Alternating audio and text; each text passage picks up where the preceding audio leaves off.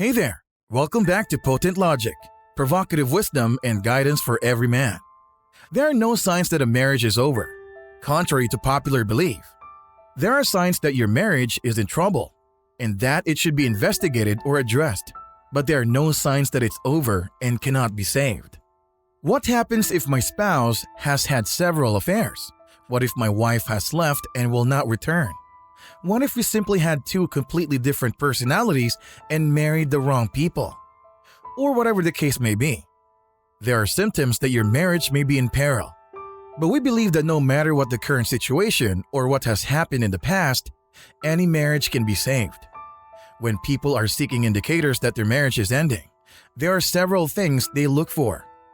When they are seeking to see if their marriage is really falling into pieces, they often read an article or listen to a podcast. And if everything applies to their marriage, it makes it easier for them to give up hope. But I personally believe that every marriage can be saved, and that any individual can be rescued. So I want you to put aside any preconceived beliefs that you may have about your position or your marriage, no matter how bleak it may seem. I want you to think like there's hope for a couple of minutes as I lead you through these 3 things to consider if you're thinking your marriage might be over. Trust that there might be hope for your marriage. Before we proceed, go ahead and give this video a thumbs up and subscribe to our channel. Here's the first question you should ask yourself. Is your partner a good person? Perhaps your partner is now involved in undesirable behavior. Perhaps they're having an affair or suffering from a gambling addiction? Or whatever the case may be. Is my spouse a nice person who is currently doing something bad? You might wonder, do you think they are a good person on the inside? Because if your spouse is a decent person, they deserve to be rescued. And your marriage has a chance to succeed. We can observe that practically everyone is a wonderful person. They are. They've simply lost their path, or life has brought them to a place they don't want to be. And they wish they weren't there now. But they require support in being rescued and returning to it. So that's the first question. Is your partner a good person? Question number 2. What have you done to make your marriage work this far? Many people believe they weren't meant to be when they first experienced that resistance with their marriage, when issues began to surface, especially if they continue to occur year after year. As a result, many people never attempt anything new. There's a popular belief in society that if we just marry the right person, everything would fall into place. That is not the truth, because that is what society appears to be teaching us. It appears that when we first encounter resistance, we believe we have made a mistake. We simply need to cut our losses and start again in a fresh, more beneficial relationship. And we believe that will be the answer to our difficulties. Unfortunately, this does not turn out to be the case. You'll still have problems with the next person if you divorce now, because every marriage has issues. No marriage is perfect, and this is because it is made up of 2 flawed people. There is no such thing as a perfect marriage, but you may learn how to make your existing one more full and rewarding.